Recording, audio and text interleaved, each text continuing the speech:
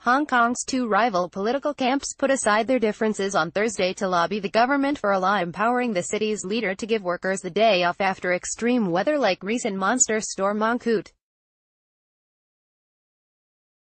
Legislators insisted officials do more to protect workers, and make it illegal for bosses to penalize them for not showing up after a major disaster. They cited the thousands of workers left confused and angry by the large-scale suspension of public transport services when it tried to return to work after Typhoon Mangkhut tore through the city on a Sunday last month. Some who did not make it to work had their annual leave deducted, one lawmaker said.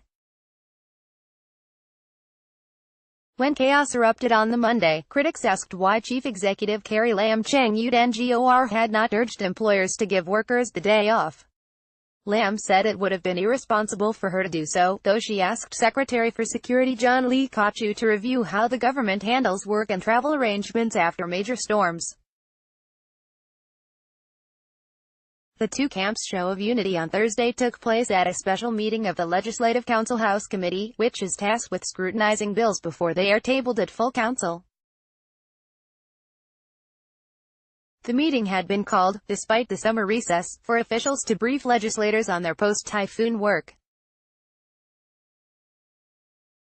Chief Secretary Matthew Chung Kin-chung admitted what happened after Mangkhut was unexpectedly bad, but maintained the government had prepared well for the storm, the worst to hit the city since records began.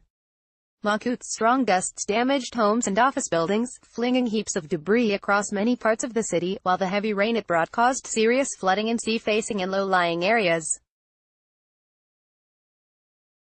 Typhoon Mangkhut felled 46,000 trees. Will they end up in landfill? Residents woke to more than 600 sections of road blocked by strewn trees and other debris, forcing bus companies to suspend most services. Ferry and rail operators struggled to resume full services, resulting in long queues at stations and stops. Civic Party lawmaker Alvin Young Nakio, of the pro-democracy camp, said his party's proposal gave the chief executive and council the power to declare a state of disaster after a major incident, meaning people would not have to go to work. We have received complaints from employees that they got their annual leave deducted for failing to get to work after Mangkhut. Is so unfair. Alice Mock, Federation of Trade Unions bosses would be fined $50,000 for firing an absent employee for not turning up, or deducting pay, the opposition lawmaker said. Legislator Alice Mock Mangkhut, of the Pro-Establishment Federation of Trade Unions, FTU, said her party would proceed to draft a similar bill if the government refused to rectify the current situation. We have received complaints from employees that they got their annual leave deducted for failing to get to work after Mangkhut. That is so unfair, Mock said. It would be easy for the government to amend the law to better protect employees. If the government does not do it, we shall do it. The Federation proposed tougher measures against such bosses, with a fine of $350,000 and 3 years in jail. Michael Luk Chung-hung, another FTU lawmaker, said it was unlikely any party would oppose the bill. Young said, political stances should not be a factor when it comes to labor protection.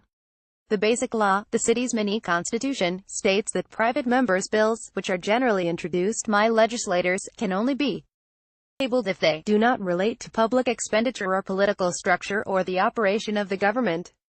The written consent of the chief executive is also required before bills relating to government policies are introduced. Luck said the chances of his party tabling a private member's bill were slim, but that they raised the possibility to focus attention on the issue, fueled discussion at Lego and pressed the government to act. Pro-business legislator Jimmy Ng urged the government to state clearly when employees had to return to work after typhoon warnings were taken down. So, after that period, the employers can act accordingly, Ng said. At Thursday's meeting, lawmakers accused officials of being too slow in post-recovery work. A severely damaged public sports ground in Su Sai Wan will be closed for 3 to 6 months for repair, while fixing a sewage treatment plant in Sai Kung will require about 3 months. Chung said the government was also reviewing its post-typhoon recovery performance. "We are keeping an open mind and all suggestions and views will be considered," he said.